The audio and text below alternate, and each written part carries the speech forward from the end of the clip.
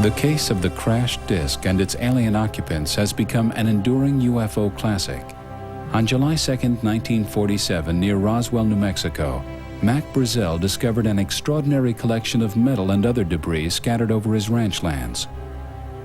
A few days later, he contacted local Sheriff George Wilcox, who called the Roswell Army Air Base. They sent Major Jesse Marcel to investigate and collect as much debris as possible. The Army issued a press release saying they had recovered a crashed disc. But later that day, Major General Ramey denied the report, saying the debris was simply a grounded weather balloon.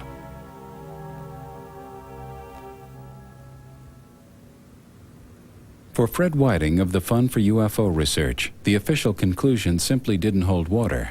With other researchers, he has filmed the testimonies of some surviving witnesses and their family members. Heretofore, stories of crashed saucers were twice-told tales. I have a brother who has a cousin who has an uncle whose barber says he knows someone who heard something. That has been the way most of these accounts have been circulating. That's very frustrating because you can't follow up on that. You can't ascertain what the facts are, and in all likelihood the story's bogus because it's been told by so many people and therefore is quite distorted. Roswell is different. Roswell has a cast of characters who are known, most of whom are still alive even after 46 years, all of whom are extremely credible people. One thing I was certain of, being familiar with all air activities, that it was not a weather balloon, nor an aircraft, nor a missile.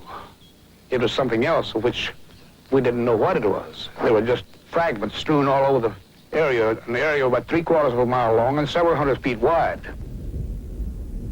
One evening we were watching TV, and it was on TV there was something about space. And my grandmother looked over at me and she said, "Barbara, do you believe in anything, outside of the earth?" And I said, "I do." And she said, "Well, I have something that I would really like to tell you, but I don't want you to ever discuss this or tell anyone because I've never told anybody." She just wrote an article one time and put flying saucer on it, and that's all she had ever written down on a piece of paper. And I said, "Fine, what do you need to tell me?"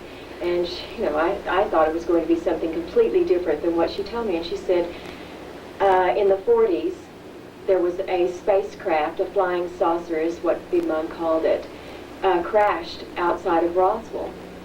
And I said, "That's interesting." I said, "How do you know about it, Big Mom?" And she said, "Your grandfather, George, was as a sheriff at the time. When the incident happened, the military police came to the courthouse, to the jailhouse, and told George and I that if we ever told anything about this incident, talked about it in any way, that not only we would be killed, but the family, that they would get the rest of the family." Why? What did he know? According to witnesses, the military discovered something more. At the Army Air Base, an autopsy was in progress, witnessed by a nurse, a close friend of the local mortician. She said when one of the hands was detached from the arm, and she said when the doctors turned it over, that she noticed on, and they made a notation. That's what she was doing, was trying to take notes and making notations for them. And they were all sick. But she said that on the tips of these little fingers, it looked like little pads with little holes that kind of looked like a small suction cup on each end of these fingers here. Said there was no thumb at all, and they only had like the 4 fingers on there. I undertook an effort to try to find out if the Pentagon was still sticking to the weather balloon story. So I generated a series of letters through my senators and my congressmen, and I also urged other researchers to do the same thing. What we got was a very clear pattern of denial and buck passing. The people of New Mexico were also alerting their own congressman, Stephen Schiff, who took up the case on their behalf.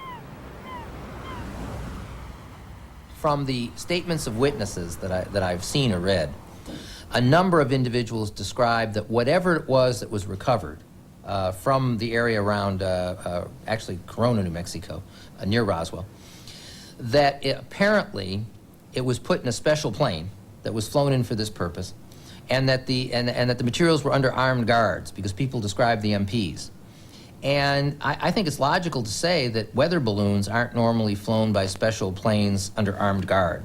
So that by itself at least raises a legitimate question as to, was this a weather balloon? I got a response from an Air Force colonel who just said, we've referred your request to the National Archives. And, you know, that simple, that quick.